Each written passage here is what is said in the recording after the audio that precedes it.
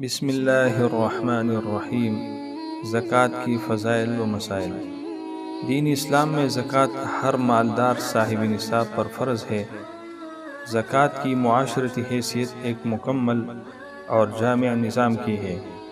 اگر ہر صاحب نصاب زکوٰۃ دینا شروع کر دے تو مسلمان معاشی طور پر خوشحال ہو سکتے ہیں اور اس قابل ہو سکتے ہیں کہ کسی غیر سے قرض کی بھیک نہ مانگے، اور زکوٰۃ ادا کرنے کی وجہ سے بحیثیت مجموعی مسلمان سود کی لعنت سے بچ سکتے ہیں۔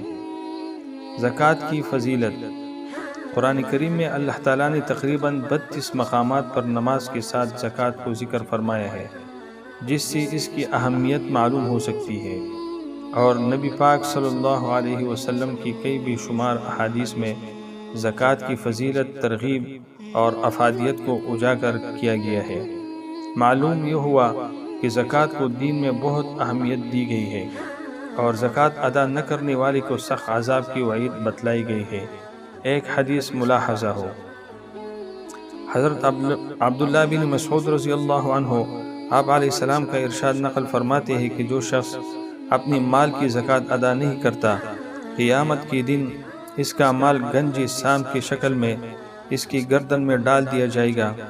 راوی کہتے ہیں کہ پھر آپ صلی اللہ علیہ وسلم نے قرآن پاک کی آیات کا مصداق ہمیں سمجھایا، اور یہ آیات تلاوت کی جس کا ترجمہ یہ ہے: اور ہرگز خیال نہ کرے ایسے لوگ جو ایسی چیز میں بخل کرتے ہیں جو اللہ تعالیٰ نے ان کو اپنی فضل سے دی ہے، کہ یہ بات کچھ ان کے لیے اچھی ہوگی، بلکہ یہ بات ان کے لیے بہت بری ہے۔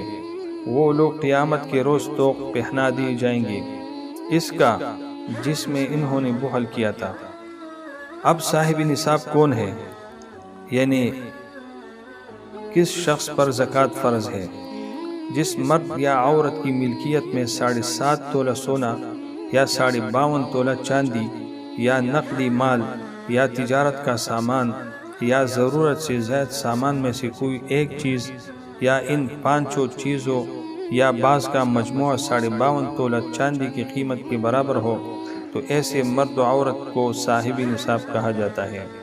وجوب کی شرائط۔ نمبر 1 مسلمان ہونا، نمبر 2 نصاب کا پورا ہونا، نمبر 3 عاقل بالغ ہو، نمبر 4 اس پر سال گزر جائے۔ وآخر دعوانا ان الحمد للہ رب العالمین۔